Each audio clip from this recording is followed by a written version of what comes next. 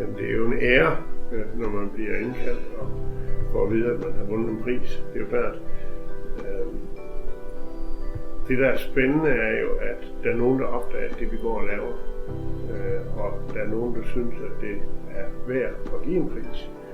Men ikke bare det, også når vi så kommer hjem med prisen og kan dele glæden med alle vores medarbejdere, så er det jo et cadeau til dem lige så meget, som det er til virksomheden.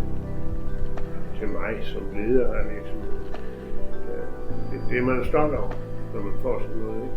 Og det bliver medarbejderne også stolt over. Nu er det den eneste af vores priser, der står i det, vi kalder et stormøderum.